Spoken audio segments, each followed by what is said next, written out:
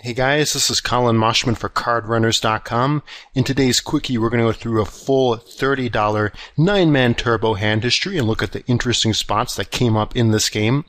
We immediately have a decision here facing an open 5x from an unknown player, and my range for flatting or 3-betting is going to be quite a bit tighter compared to if he had made a standard opening size. So I fold the ace-jack suited. I don't really want to invest 100 chips here. I would flat ace-queen suited. I would also flat ace-king. We could 3-bet and stack off, but instead of that, I'd prefer to take the more small ball approach, just flat, and play on in position. I would also flat with 10s and jacks and 3-bet to 300 with a relatively tight range of queens plus and be willing to stack off with those hands. So we have a few more folds. Ace-8 offsuit facing a middle position open at clear fold. And the first decision that we're going to have for a range to look at is going to be when a reg open raises the small blind, or about 15 blinds deep. So let's look at the hands that we can profitably 3-bet shove here. So here we have up the Hold'em Resources Nash calculator, and we have the small blind open raising a pretty wide range.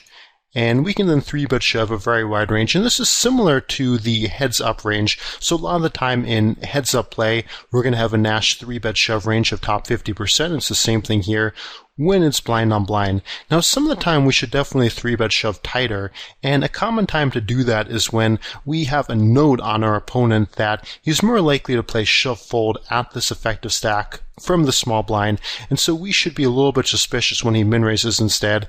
And so besides 3-bet shoving tighter, we can also flat with some hands and then look to float some flops and see how far he's willing to take it. But it would be extremely rare that we would not be willing to stack off here with a hand like ace-9, or for that matter, with any ace-x hand. King-10 suited would be a 3-bet shove over either of these players, so they raise small. When it gets to us, of course, we can just profitably open shove 16.5 blinds, but that's kind of a long ball play, so the vast majority of the time here, I would raise. And if we face a 3-bet shove, if he's passive or fold against a reg or anyone aggro, we're going to have to call it off here. Instead, our opponent flats. Pretty nice flop here. We c-bet, and our plan if he raises is to stack off. We do have a 12-out draw with overcard and flush draw, as well as a backdoor straight draw. So he raises, we will 3-bet shove, or we'll call it off if he just shoves over us. But instead, he folds. 9-8 suited, we could have opened min-raised on the button.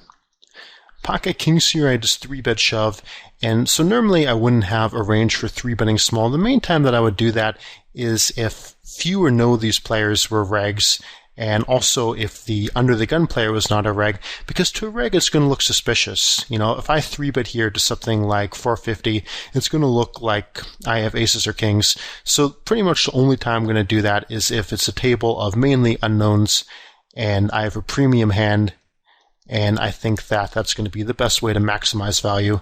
But other than that, I'm just going to 3-bet shove my full range. Queen-Jack offsuit is fold here. We could open. Suited I would open, but offsuit I'm generally just going to fold.